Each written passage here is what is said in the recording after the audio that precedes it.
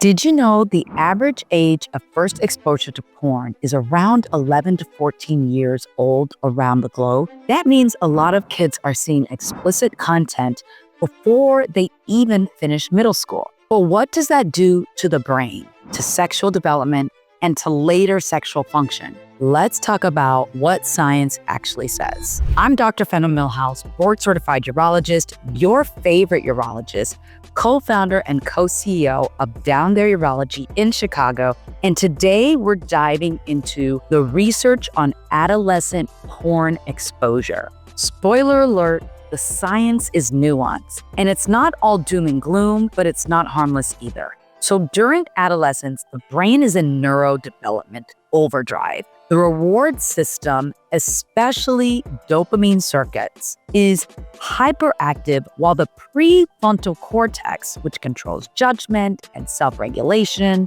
is still maturing. I mean, anyone who has parented a teen knows this reality. That means teens are more sensitive to rewards and novelty and sexual cues, but less able to regulate or critically evaluate them. Teens are wired to seek out exciting, risky things, but they don't have the full brakes to regulate those impulses. That's why exposure to porn during this period can be particularly impactful. Basically, the gas pedal works great, but the brakes are not fully installed. And for many teens, porn becomes their first exposure to sex. But here's the issue. Porn shows exaggerated, often unrealistic or extreme versions of sex. When that's paired with powerful dopamine and sexual arousal, the brain can encode these patterns as a default template for what sex should look like. So instead of learning that sex is about communication and intimacy and exploration, the early wiring may be about performance, visual novelty, or even aggression, depending on the content.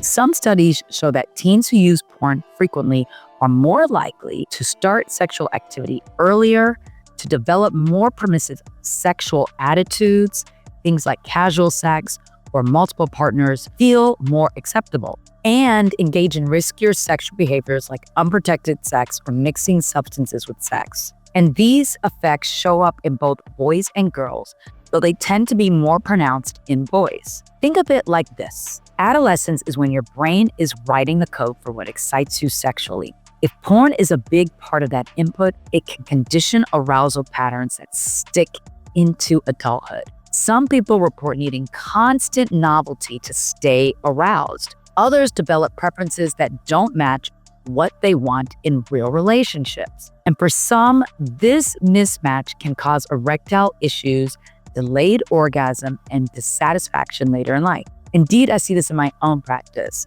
And some of the young men that I've treated with erectile dysfunction or delayed orgasm issues, they feel like it started off by early exposure to porn and needing that constant stimuli. Some research has shown that early and frequent porn use is linked to greater likelihood of erectile difficulties in young men, especially if partnered sex feels less stimulating than porn. There's a huge power in human touch, let's remember. But if your brain has been rewired very early for certain type of stimuli, the power of human touch may not be great enough to supersede the rewiring that you've got through the imagery of porn. Here's the million-dollar question. Does porn actually change the developing brain long-term? Right now, the answer is we don't know for sure. We don't have strong neuroimaging studies showing permanent brain rewiring. And most of the data comes from self-reported surveys and cross-sectional studies, which can't prove cause and effect. Some studies suggest early exposure is linked with needing, again, more intense stimulation later in life, lower satisfaction, or even erectile issues in young men. But those findings are inconsistent, and not all porn is the same. The type of content appears to matter. Romantic or passion-oriented porn with kissing, affection, intimacy is actually associated with higher sexual satisfaction and sometimes even improved sexual confidence, while violent or aggressive porn, on the other hand, is linked with negative attitudes toward women and more acceptable or risky behaviors. So what teens watch may affect how they think about sex and relationships. One thing that research is pretty clear on is what's more important is if porn becomes problematic.